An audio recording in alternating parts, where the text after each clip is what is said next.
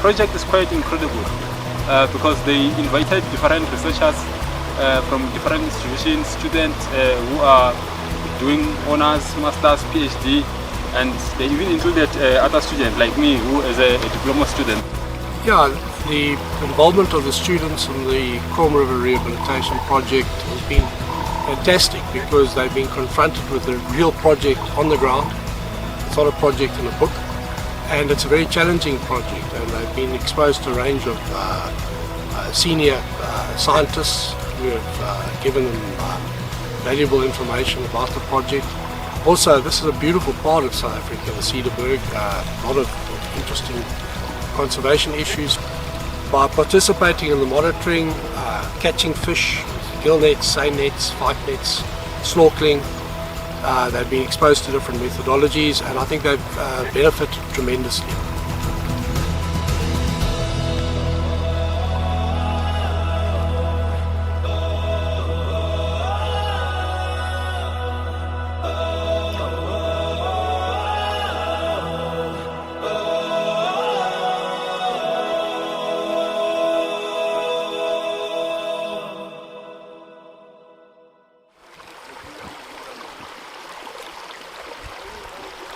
What does the aquatic invertebrate samples tell you about the river?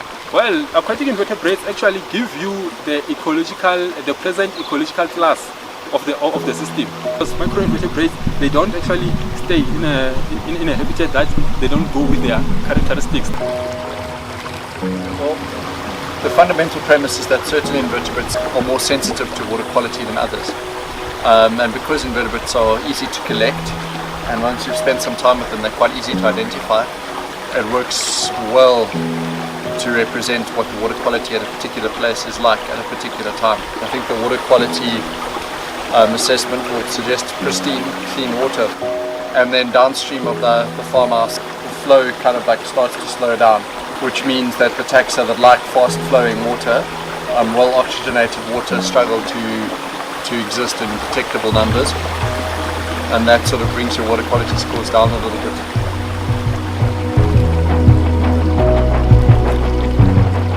No one has ever thought that alien fish can actually adapt in a riverine system as a natural, end up being part of the natural system. So I think, especially when it comes to looking at the behavior, the video stuff, that is quite incredible. Rather than just catching the fish and identifying it and measuring it and saying this is invasive, this is natural, and leave it like that. So cameras are gaining popularity, it seems, as like a non-extractive and a non-destructive method. So by having those attributes, you can put them into these more sensitive waters, and essentially what it also allows us to do is film behavior. So some of the snorkeling stuff, you might be able to see certain behaviors that fish might be displaying, but it's difficult to actually quantify. The cameras could be more of a qualitative method, as you could potentially describe it, especially being able to say store the data, being able to reanalyze it over time is like a really strong point of the video analysis. So in this river we are using a snorkel method called the two-pass zigzag method, whereby you have the snorkeler starting from the outflow and snorkeling upstream in a zigzag movement to the inflow of the pool. So while they are snorkeling upstream and downstream, what they do is that they count the number of fish along the way. So generally what we want to know is the relative number of each fish species that we find in this river. It is fantastic, especially in this pool. That's where we're able to see a lot of fish, especially plukio. They come and look at you in big numbers and all of a sudden they run away.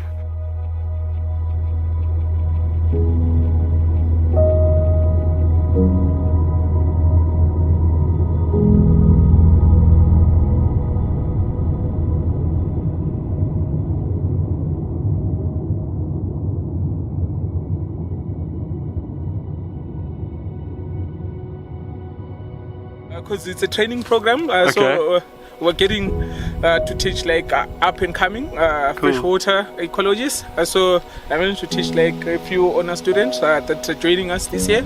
So every year it's a new group of students that we try to train and develop into like a better future freshwater ecologist. For collecting zooplankton, we're going to use a plankton net. It's in the boat. So I'm going to show you doing the vertical tours, and I'm going to show you doing the horizontal tours. Okay. So vertical tours, we normally do them also like during the day, because you want to get like a representative sample of the zooplankton communities. Filtering water for chlorophyll A to estimate phytoplankton types. We expect to observe like a peak maybe during the afternoon.